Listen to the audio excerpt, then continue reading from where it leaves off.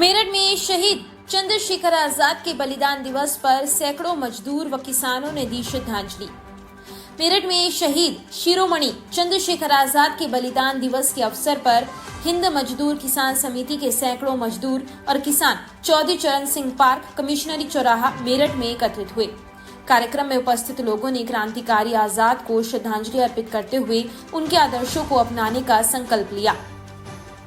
समिति के राष्ट्रीय अध्यक्ष क्रांति गुरु श्री चंद्र मोहन जी के संदेश को राष्ट्रीय उपाध्यक्ष ओम प्रकाश जी ने उपस्थित जनसमूह के बीच पढ़कर सुनाया।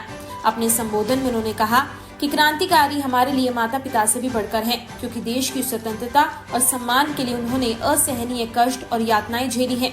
ऐसे महान बलिदानियों के प्रति जागरूक रहना और उनके सपनों को साकार करने के लिए कार्य करना प्रत्येक नागरिक का दायित्व है। वक्ताओं ने कहा कि क्रांतिकारी जाति व्यवस्था और नशे के कट्टर विरोधी थे।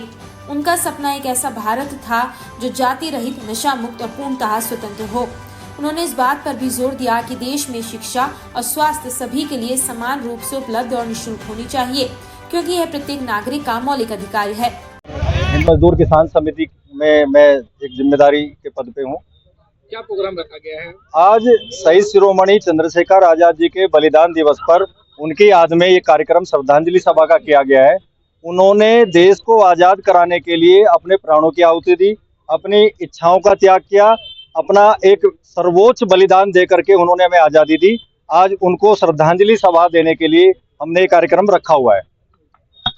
और क्या क्या विचारधारा है आप लोगों को? विचारधारा ये क्रांतिकारियों का सपना था देश को आजाद कराना, उन्होंने देश को आजाद करा दिया, यानी कि स्वराज वो दिला करके चले गए। अब हम देश में स्वराज की स्थापना चाहते हैं कि हमारे देश में स्वराज की स्थापना हो, एक ऐसा स्थापना जहां प्रत्येक मनुष्य को आदर, अधिकार, अवसर मिले, देश में पढ़ाई दवाई एक समान फ्री हो और जाति रहित समाज हो, नशा मुक्त समाज हो। ये हमारा मूल उद्देश्य है। उनके सपने को आगे लेकर के जाना और देश में गरीबी मिट जाए, सबको आदर, अधिकार, अवसर मिल जाए, यही हमारी कल्पना है और उसी पे हमारी हिंद मजदूर समिति दिन रात कार्य कर रही है। क्या कहना चाहेंगे आप लोगों से?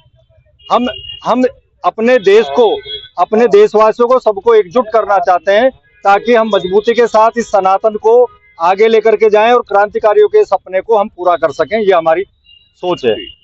और लेटेस्ट अपडेट के लिए सब्सक्राइब करें वेलकम इंडिया न्यूज चैनल।